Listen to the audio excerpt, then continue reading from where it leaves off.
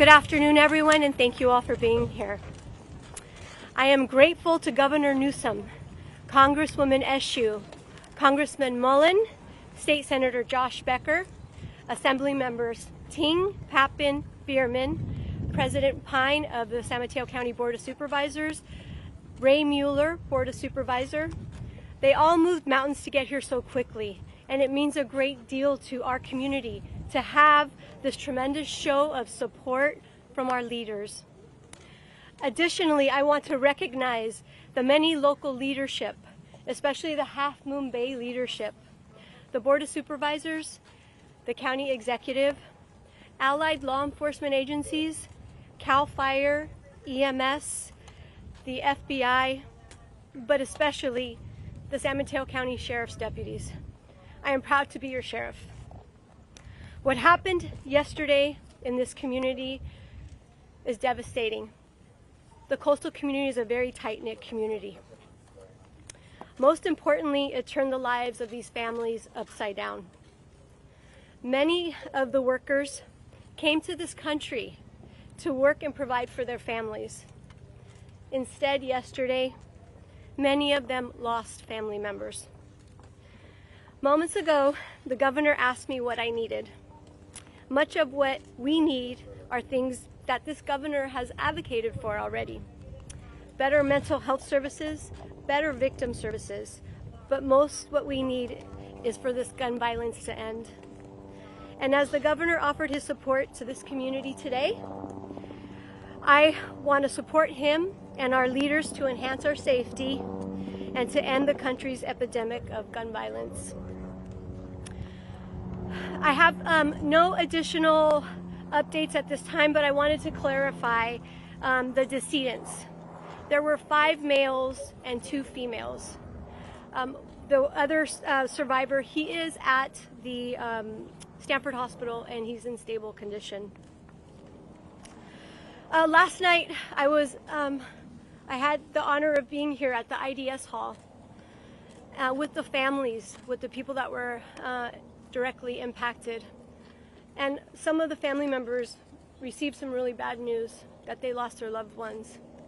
But what I can tell you is that the coastal community came together. They supported one another. They were here for one another in a time of need. And I'm proud to be part of this community with them. And I want to promise to our coastal communities, and this organization will stand with you as we work to restore the sense of safety as we were shattered yesterday afternoon with this act of violence. I want to thank all the law enforcement leaders across the nation who have offered their support to not only myself but to this community. At this time, I'd like to introduce FBI Special Division Agent Robert Tripp. Thank you, Sheriff. Good afternoon, everyone. My name is Robert Tripp. I'm the Special Agent in charge of the FBI San Francisco Field Office. I'd like to begin by offering my deepest sympathies to the families of the victims. The FBI responded to the scene last night and provided technical and forensic support to the San Mateo Sheriff's Office. We are now transitioning to providing victim services and are in the process of identifying resources to help victims of this mass casualty event. I'd like to thank all of our partners, especially the men and women of the San Mateo Sheriff's Office and Sheriff Corpus for her outstanding leadership. And I'd like to turn things over to Vice Mayor Joaquin Jimenez.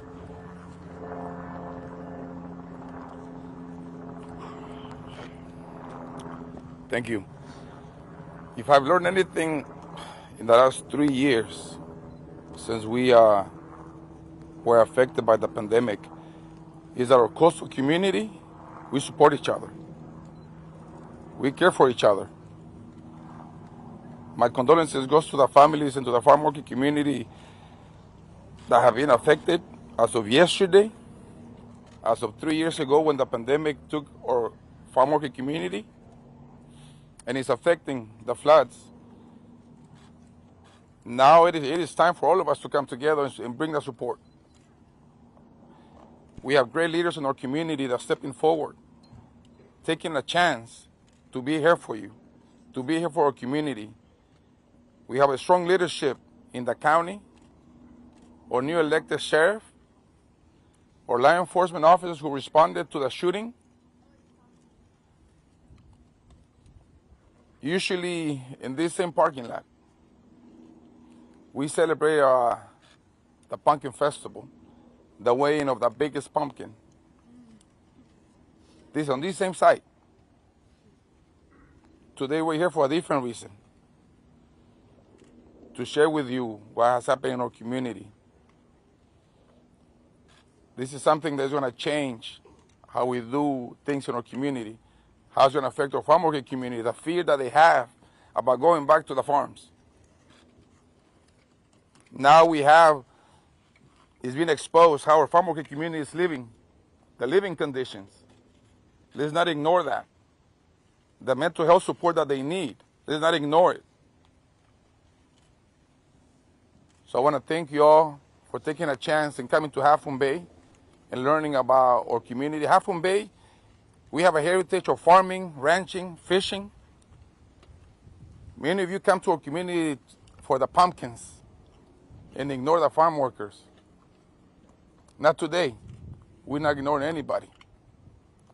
We are here to support each other. We are here for each other. And thank you to all our leaders for being here today.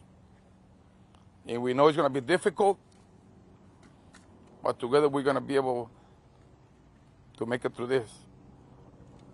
This incident has changed our history of Half Moon Bay. We never thought it was going to happen in our community, our beautiful community, our coastal community. But it happened. Thank you, and I'd like to introduce my good friend, new elected Ray Mueller, County Supervisor San Mateo, who's been a strong leader for our community, who's been here for our farm worker community, who's been here for our coastal community. Thank you, Joaquin. Thank you. So I just wanted to go ahead and give you a brief on what the county's done since last evening. So last night, following the event, what we did was, as I think many of you know, here at the IDES Center, IDES Center, my apologies, we actually brought farm workers, we brought the community in who had been at the centers at the different job locations, who had been basically at the presence of those crime scenes. We had them here. We had mental health counseling available for them. And then something beautiful happened while that mental health counseling was taking place, while that reunification was taking place. We saw the strength of Half Moon Bay rise. We saw community members come, bring food, bring clothes, bring love and support, and be here as one strong community.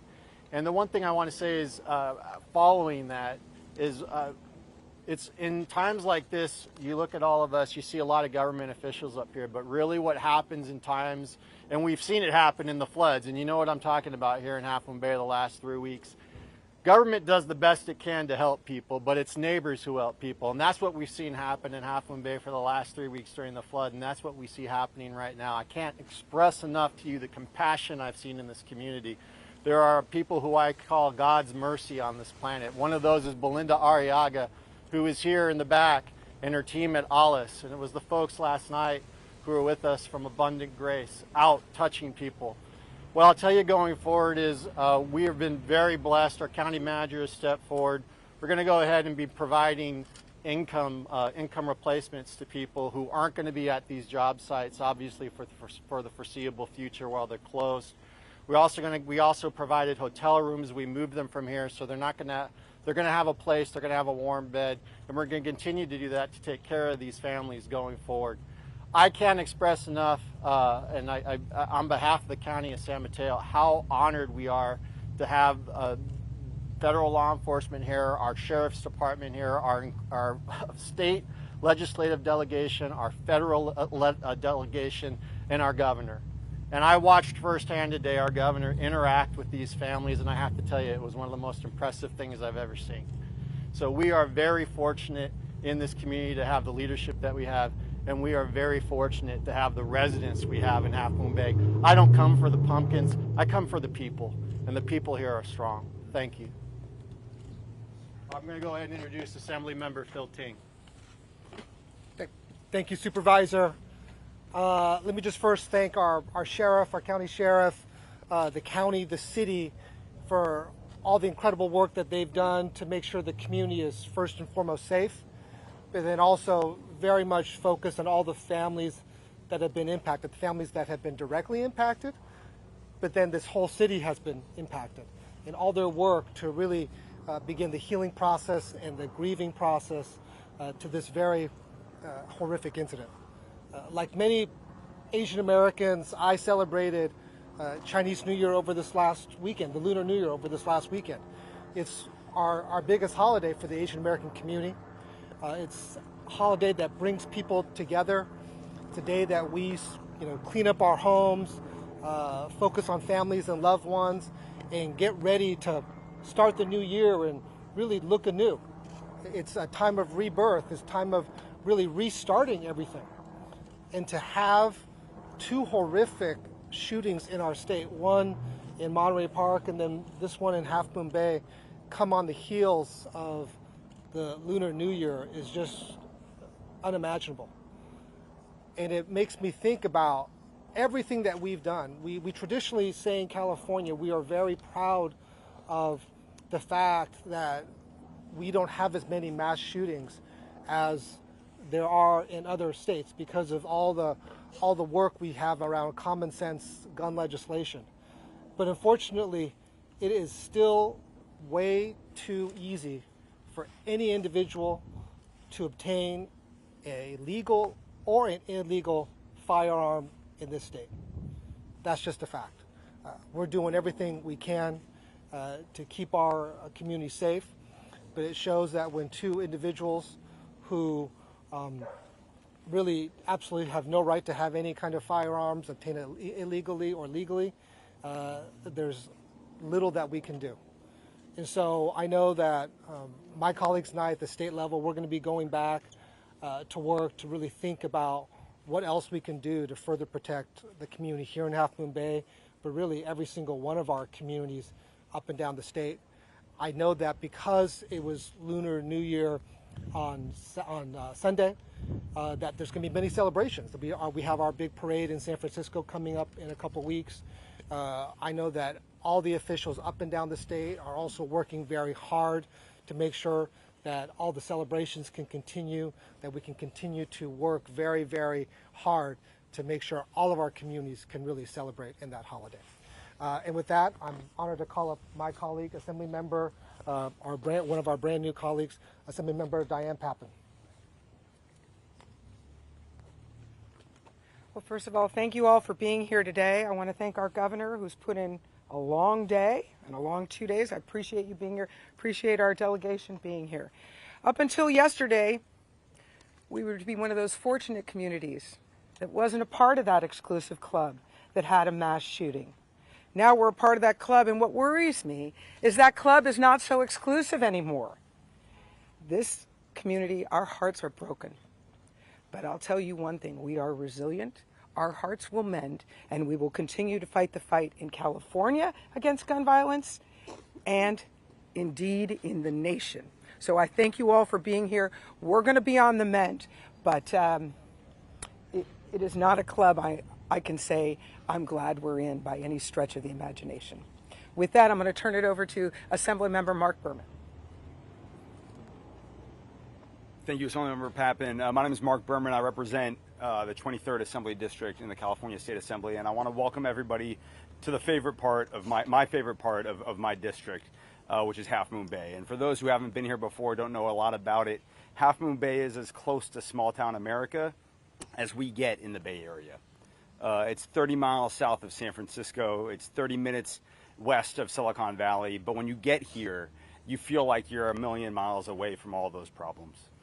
And yesterday, those problems came crashing down. That sense of peace and tranquility here in Half Moon Bay, here on the coast side, was destroyed by senseless death, by a senseless mass shooting that should not have happened. And we have workplace disagreements all over the world.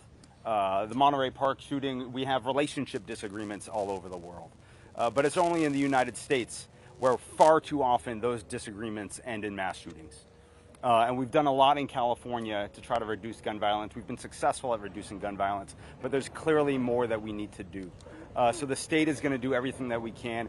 The coast side is strong. Half Moon Bay is strong. It's such a tight-knit community where everybody looks out for each other. And we are going to look out for them. And I'm grateful to the sheriff. San Mateo County is one of the best-run counties in the state. And they've already immediately deployed resources to those who need it, and will continue to all the community members who were impacted. And want to thank the governor for being here today, because I know he doesn't want to be here today, and he's tired of these types of press conferences. And we're going to continue to do more that we can to make sure that he doesn't have to go to many more of them in the future. And as Vice Mayor Jimenez said, we need to do more to support the farm worker community, and we will do more to support the farm worker community here in Half Moon Bay and the coast side and across California. And with that, I want to turn it over to State Senator Josh Becker, who represents Half Moon Bay in the State Senate.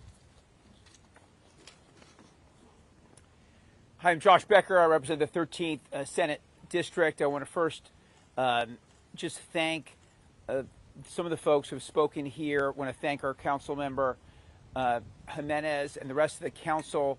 I want to thank our wonderful new sheriff. I want to thank our nonprofits like ALAS who have risen to the occasion and been here for the residents of this area and for the farm workers. People don't realize, but this is a significant farm worker community. We have over 100 farms. We have thousands of farm workers here, and it is often overlooked. But as Councilmember Jimenez said, not today. So for me, for my job, for my office, we have to do two things. One, we're here for the families, to listen to them, to get them whatever they need and ask them what they need and be here for them. And then second is to go back to the drawing board. As was mentioned, thanks to the leadership of our governor and the legislature, we do have some of the strongest laws in the country. We have 1/3 the deaths per capita than other states. But on a day like this, when there's 7 people dead, innocent people in our community, it doesn't seem to amount to much. So we got to go back. We need the political will in this country. It's not rocket science. Other countries do it. There's no Second Amendment right to shoot up a dance hall, a dance club, a mushroom farm. There just isn't the right to do that. So we got to get back until we get the Republicans in Congress to act at the federal level. We got to go back to the drawing board in California and look at every aspect of the process, to how you get a gun, how you store a gun, how we enforce our red flag laws, how we trace and do accountability for gun manufacturers. All of those things we got to go back to the drawing board and do. We owe that to the families who have lost loved ones here today, and to the residents of this state and the country. Thank you. I'd like now to bring up a leader who has been here literally for decades, working on the coast, working on farm worker housing for decades, and a leader on gun violence issues in the U.S. Congress, Congressmember Anna Eshoo. Well, good afternoon, everyone. It seems to me that there is an irony that exists, and that is that really the least amongst us in this community are the ones that are the headlines today across the country, and I think around the world, and that is the farm workers. They were killed with purpose, with intent, execution style. And this community, California, and the country is reeling from it.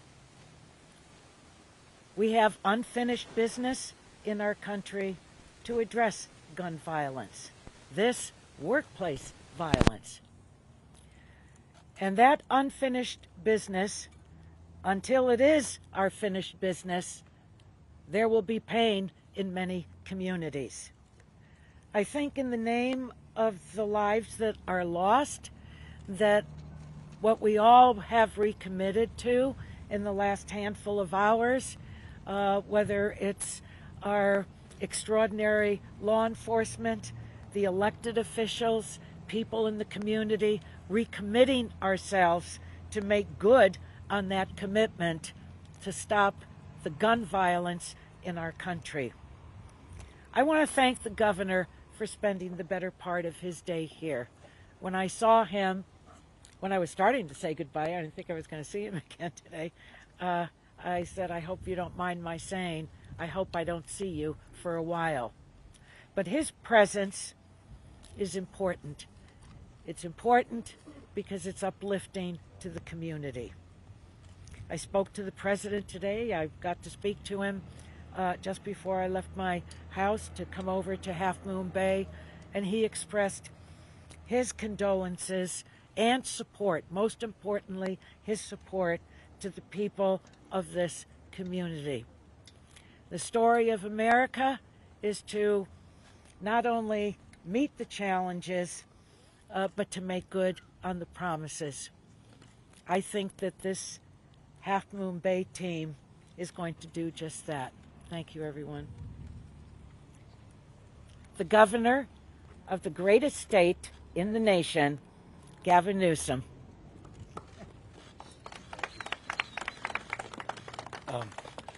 Well, Berman's right. I didn't want to be here, and I don't want to be here. I headed down. I'm processing all this in real time. I headed down 2 days ago after hearing around Monterey Park, and my first instinct was to get to my desk and open up a file. And literally out dropped the file was a bunch of these yellow cards from my talking points in San Jose, the ones at the Gilroy Garlic Festival, and then the ones literally almost 4 years ago to the week, related to the Thousand Oaks shooting where 13 people were gunned down at the Borderline Bar and Grill. Literally, these are the notes, one of them. I went down to Monterey Park and was invited to 3 press conferences like this, and I said, nope, nope, nope. I watched them on my cell phone instead as I walked around the community. And I'll tell you what, I did that selfishly because I didn't have the guts to come up and say the same things we hear again and again and again. That was covered. Sheriff Luna did a magnificent job. Local electeds did a magnificent job. We made sure of that as well. But I walked and listened, knocked on doors, walked into businesses that were still open and just listened to people. Remember someone rolling up, young woman, 3 young girls in the back, and she, can I talk to you? She starts tearing up, and she introduced me to her 10-year-old daughter, 8-year-old daughter, and 3-year-old daughter, and said, can you do me a favor, and can you tell them it's going to be okay? And I said, what do you mean? She goes, well, they're supposed to be in school, but my 8-year-old said, no way. I said, how's her 10-year-old? She goes, doing remarkably. 3-year-old, she was just rolling around in the back. And the 8-year-old was so fearful because she heard the gunshots. And she actually knew they weren't firecrackers. Which in and of itself is remarkable. And she didn't sleep the night before. And I looked over at her and I said, it's going to get better. And all I thought to myself, if she was like my 8-year-old daughter, thank God she didn't do this. She didn't ask me to pinky promise. Because I wasn't so sure. Walked back the next morning, met with more merchants. I visited the hospitals, met a young man on life support. Next morning, I find out he passed away. I met someone in the hospital, and he said, hey, Governor, thanks for being here, but when am I getting the hell out of here? And I said, well, let's get the doctor. He says, no, I'm going to be fine. His leg was shattered by the gunfire. He goes, I can't afford to spend any more time here. I don't have the money. His mom arrived, Cantonese speaking. His only son arrived. And they came over to me worried he's going to lose his job in the warehouse the next day unless he can go back to work. Joaquin talks about inequality, things being exposed. That's exactly what we experienced here today. Farm workers of all stripes. Latino descent, Asian descent. Asian gunmen. 39 now of these mass shootings, and we're only at day 24 of the new year. I was looking back at these same notes, and it's right here, right up on the right corner. It says Aurora. And it goes down to Midland, Orlando, Buffalo, Poway, Parkland, San Jose, Sutherland, Sandy Hook, Boulder. And I started writing in Monterey Park. And now I got to write in Half Moon Bay. What the hell is going on? But it was said, and it's said all the time, only in America. Only in America. Number one in gun ownership, number one in gun deaths. It's not even complicated. And guess what? This happened on our watch. Society becomes how we behave. We've allowed this to happen. Doesn't have to be this way. Wasn't always this way. A few decades ago, we didn't experience these kind of things. We've allowed this to happen. And I feared 2 days ago that Monterey Park would give way to other headlines. Little did I know I'd be up here to give away 2 or 3 days from now to whatever the headlines will bring. Meanwhile, the trauma and the damage, the devastation is felt for generations in some cases. Communities being torn asunder, no one feeling safe. All those farm workers, like, can I get a job someplace else? I can't go back. And by the way, some of you should see where these folks are living, the conditions they're in. Living in shipping containers, living in shipping containers. Folks getting $9 an hour. You want to verify the California minimum wage? Not $9 an hour. No health care, no support, no services, but taking care of our health, providing a service to each and every one of us every single day. So this whole thing is just a stacking of issues that come to the fore. But the one common denominator are these damn guns. I got no ideological opposition to someone owning a gun responsibly. But what the hell is wrong with us that we allow these weapons of war and large capacity clips out on the streets and sidewalks? Why have we allowed this culture, this pattern to continue? What happens in every one of these cases, I watch those same evening newscasts you do. Well, we couldn't solve for this with this particular law. But you can solve for a pattern. We get so consumed by an incident that we lose sight of the pattern. I'm proud of California. Don't think for a second this state has stepped aside. We've taken responsibility. We believe it's decisions, not conditions, that determine our fate and future. We've led the nation. We've led the national conversation in gun safety. No state in America has done more than the state of California. And the data bears out the efficacy, the success of gun safety. Gun safety saves lives, but notably, not in every case. No one's naive. So don't point to that as proof of its failure. Quite the contrary. Gun safety saves lives. The modern gun safety movement started with a guy named Ronald Reagan. Republican Party should look that guy up. 1967.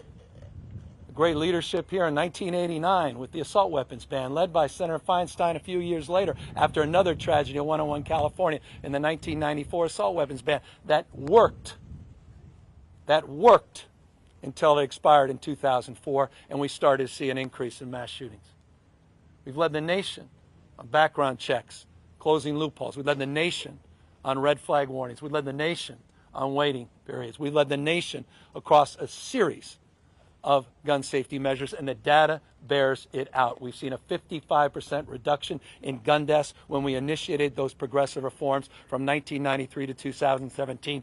And you look at our gun death rate, it's 37% below the national average. Gun safety works. We will not back away from that resolve. But we can't do this alone. And with all due respect, we feel like we are.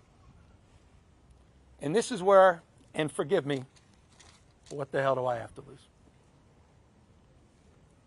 Where you just got to call some folks out. I'm still waiting for Kevin McCarthy, the leader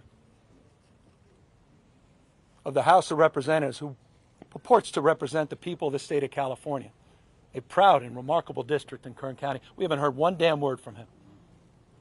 Not since Monterey Park. Not what happened here. Not one word. Not one expression of prayers even. Condolences. Nothing. And it should surprise nobody. Where's he been on gun safety reform? Where's the Republican Party been on gun safety reform? They blocked it every step of the way. One state can't do it alone. Shame on them. And shame on those that allow and perpetuate that to be rewarded politically. Shame on them. Shame on these judges that are rolling back the laws that we've established in the state of California. Shame on them. You deserve better. We deserve better. And so I'm here processing, like all of us, the absurdity, the theater, look around, of absurdity, only in America. And I'll close on this. Really hit home to me today, meeting immigrants from China. And their translator didn't even know how to translate these words. When the gunfire occurred, they were witnesses. Their friends got shot, killed. They went over, people had been shot, and they thought they were acting. They'd never heard a sound like that. They'd never seen a scene like that. They didn't even know how to comprehend a gunshot wound. It's not something they ever experienced. They don't even know how to comprehend that.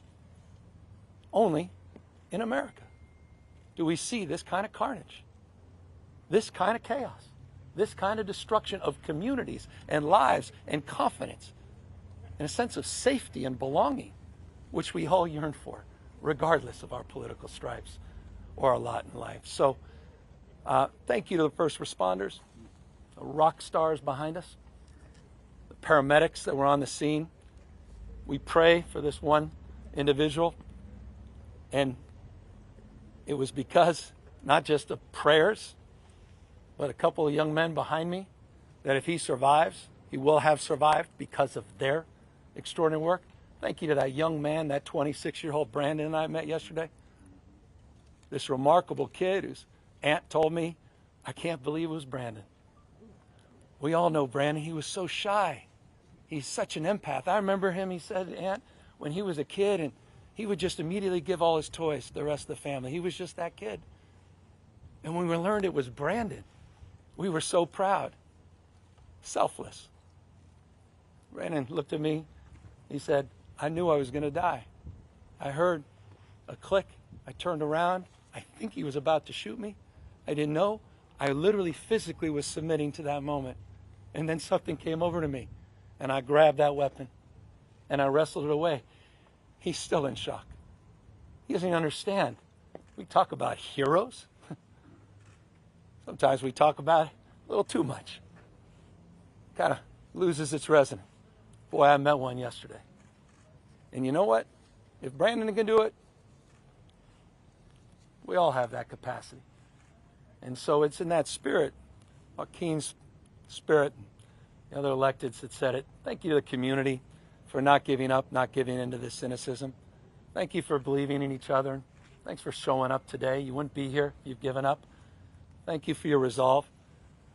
Thank you for knowing in your core, we can figure this out, because we can. We know what to do. It's not even complicated. We do. And we don't have to do this again and again and again. To my state, final words. We were here just a few days ago with Congresswoman and the President. 22 days, 32 trillion gallons of water. Mother Nature's fury unleashed. This community, communities across this state. It's been a hard month and a half. I'm mindful of that. After 2 years of all that stacking of stress with COVID and feeling isolated and disconnected, I'm so proud of California. I'm so proud of all of you. I mean it. So when Anna Eshoo says this is the greatest state in the union, man, she means that. And I feel that. I couldn't be more prideful to represent you and to have 4 extraordinary kids that want to grow up feeling safe, feeling embraced, feeling protected, feeling connected, and feeling respected. Thank you all for being out here today, and thank you remarkable leaders behind us, including the sheriff and her team, have done a magnificent job. We're all here to take any questions. Governor, twice in 48 hours you're speaking to the families of victims of a mass shooting. What do you say to those families in this moment? We have your back. You matter. We care. We're here when you leave. Cameras turn. You're off to the next. We'll have their back. I'm really proud of this, and thank you, Sheriff, for acknowledging. Thank you to the Budget Chair, Phil Ting. I mean, what we've done in the last few years to address Asian hate, we're not reacting to it. We've been leading the nation in that respect. The money we put up for victim services, I'm proud of that. So we're well resourced. We were making that place known, those investments known down in Monterey Park with the county sheriff. They had $8.7 million directly to take care of that man that said, I can't afford my hospital bill. We said, we got your back, don't worry. Those resources are there. I see the city administrator here, two remarkable supervisors. They've been writing checks directly to some of the folks that were impacted. I say we have your back, and we're here not just today, tomorrow, but we're here for the long haul. Governor, I want to follow up on a statement that you made just a few minutes ago. You said that the survivors are now in hotel rooms and that they were living in conditions that are probably not right for somebody that's working in a farm. I don't know where you. Amidst this tragedy, did you also unearth that perhaps, and please clarify if I heard this wrong, but are they living in slave-like conditions in this farm? I don't want to categorize that. Look, I've spent a lot of time in the state, in every part of the state. I'm not new to some of the struggles and challenges of farm workers. I just signed a card check bill for farm workers, which no other state in the country has done, and we've done more in farm worker housing. I think we just put $100 million this year in farm worker housing, and our commitment through the pandemic was second to none, regardless of your immigration status. This state's the only state in America that even provides universal health care. So I'm not naive to these conditions. I'm just expressing the conditions that were expressed to me. And I want folks to know what we don't know. And I want folks to just be mindful. You know, when we talk about farm workers, talking about human beings, kids. We had 5 or 6 kids we were meeting with. They're sitting in the corner. Thank God. Most of them were so young, I just pray that they don't fully appreciate and understand what's going on. And folks stacked up, half a dozen people, small little trailers, and some even worse conditions. These floods, you know, living in and around squalor and mud, losing furniture over the course of the last few months. Human beings taking care of you in the middle of floods. Enrique was describing folks out there picking strawberries in the middle of the floods with water rushing knee high. And he's got the evidence to back that up. There every single day. And what did all the farm workers say today? We have no money tomorrow because we're not going to get paid for today.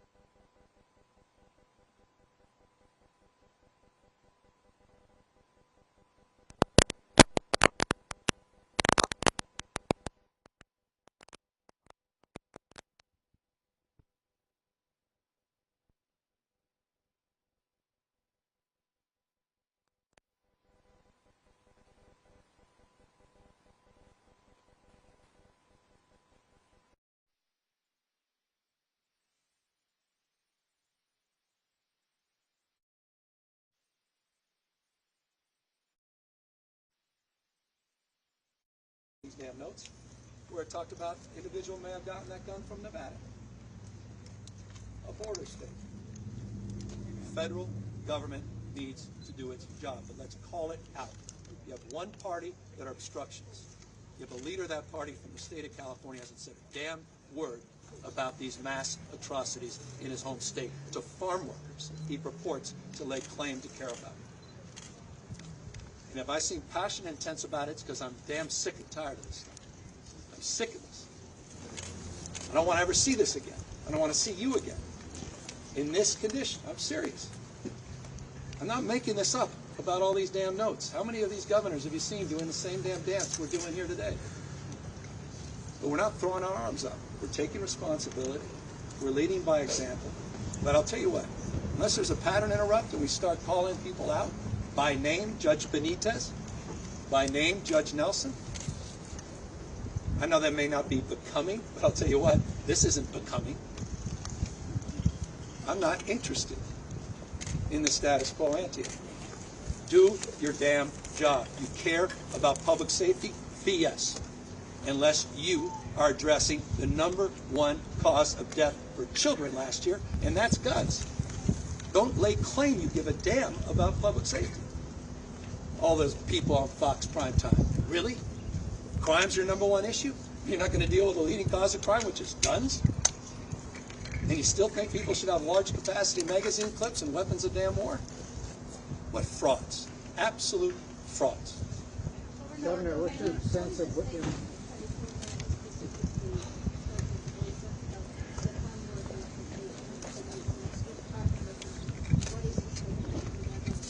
Well, we've done it across, well, first of all, we have universal health care. Regardless of your immigration status, we have a very intensive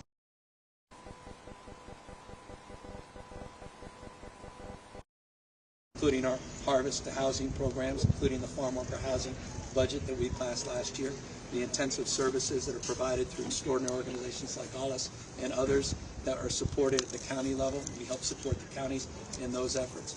We continue to do more as it relates to the unionization to give these workers a voice, and we signed that landmark bill last year for farm workers to organize, which may be the most potent and powerful answer to your question. So this state has a myriad of strategies and interventions, and we have a lot of work to do. Governor, the one that you spoke with, that was very worried about his paying for the hospital bill. He obviously was not aware of universal health care, so tangibly, how do you get that message to each and every one of them? Oh, we have a lot of work, and we're in the process of implementing it. He wasn't aware of the victim services. Turns out he does have Medi-Cal and does have that support, but there may be some copay issues, and we'll help address that. That's the last thing someone as a victim of violence should be worried about at that moment. They should be worried about their health and their family's health, and we're going to make sure we're there for them. Who should be allowed to own an assault weapon? I'm sorry? Many of these farmer workers have no rights at their workplaces. They're mistreated by the bosses, and they just don't have the courage to speak documented or because they speak the same language. And they go to this type of organizations that do not allow them to have access to organizations, because this is not the only farmer workers community here in California. There are so many. So what are you going to do to ensure their safety at their workplace? Because this could have been prevented. We maybe still want that you, that person, spoken out. We're going to have to do more to fund programs like NowThis. We're going to have to do more to do the kind of outreach we've been doing with community-based organizations all up and down the state of California. Things that we initiated at a new scale during the COVID efforts. We have to continue to do that across the level of supports beyond just the pandemic. And we're in the process of doing all of that. We provide free legal services. We provide all kinds of supports that are unique in the United States, including the kind of supports that we're offering as it relates to addressing a fundamental issue, and that's housing. And housing scarcity is a problem all across the state. And I think that the challenge is, for some folks, you shut these places down, they got no place to go either. And they have no income, no support. These are complicated issues. No one's naive about that. And we're addressing them is much or more than most states. But again, we have a responsibility to scale these efforts. Well, that's done in a culturally competent way at the community level. And that vision that the state has is realized hyper-locally. And that's, with humility, I say that. I'm very mindful of that. That for us just to pass a program doesn't solve the problem. It's the point you were asking as it relates to health care. No one knows they have the rights or access or has the confidence. We've got to meet people where they are. That's why programs like ours are so. Last question. Governor, you said there was a farm that was paying its employees $9 an hour. Yeah. Is that correct? That's correct. Expounding on that. I just leave it at that. I mean, guys, come on. That's it. That's which one? There are probably 100 of them. I mean, there are probably 600 of them. Within, there are bad actors out there. There are good actors out there too. There's some incredible ag leaders in this community. Incredible ag leaders that raise the bar for everybody. And they're bad apples. Governor, a lot of Asian Americans are afraid these two cases will bring more Stop Asian hate case. So how do you think, can you make a comment with that? Well, look, I'm very mindful of Lunar New Year. What happened on Lunar New Year's Eve, day after. We had this tragic experience. We're supposed to be celebrating in the next 2 weeks or so, Lunar New Year's. I'm proud. Look, the Asian community is such a source of pride and strength and vibrancy to the state of California. No state can lay claim to more people of Asian descent. I grew up in San Francisco. A third of our population Asian descent. I live in a state where 27% of us are foreign born. Over a third in San Mateo County. What a gift. Majority minority state. But I'm also mindful we saw hate crimes go up 177% against Asians last year. A little more modest in some parts of the country. And we have to do more. Working with Bill Ting and others, we were able to put $156 million in the budget last year to stop Asian hate, and supported 79 community-based organizations already, and we're continuing to do more in terms of collecting data, work partnership with UCLA and others to disseminate campaigns, and not just to focus on hate crimes, but the things that aren't reported, like bullying and harassment and workplace discrimination, people that aren't served, the stuff that's happening on social media, and to call out elected officials that want to use phrases like kung flu, or sit there mocking the Asian community. You see it. You see these same folks out there talking about the China flu or the China virus. It's the way they say it. It's not just what they say. You see right there racial priming every single damn night. You know exactly who you are and they are. It all has to be called out. And that's mindful about that as well. Governor, it was mentioned that the victims in yesterday's tragedy were killed execution style. Do we have any more details? I'll leave that to the sheriff. This is a good opportunity for me to step back. Madam Sheriff.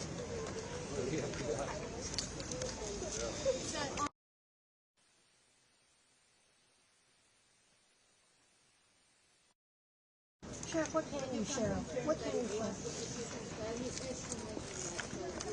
Yeah, we're working closely with the district attorney's office, and just because of I can't compromise the investigation. When we're able to, we will give that information.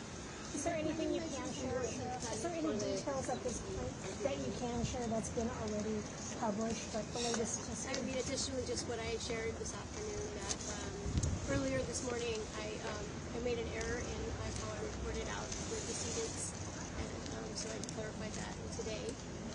But yeah, as soon as we're able to, I know that the community wants to know more, and as soon as we're able to, we will. Transparency is important to us, but we also need to secure the investigation as well.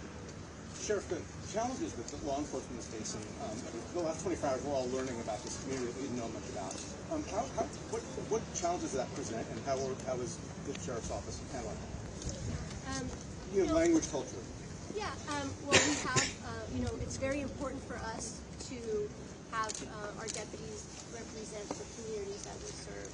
So we do have deputies that speak the different languages. We do have deputies that speak Mandarin and Cantonese, Spanish, but there's always challenges when we're dealing with a, multi-complex, different crime scenes. We've never had one of these shootings before in our county, and so we needed more resources, and we were fortunate enough to have those resources through our allied agencies and federal agencies.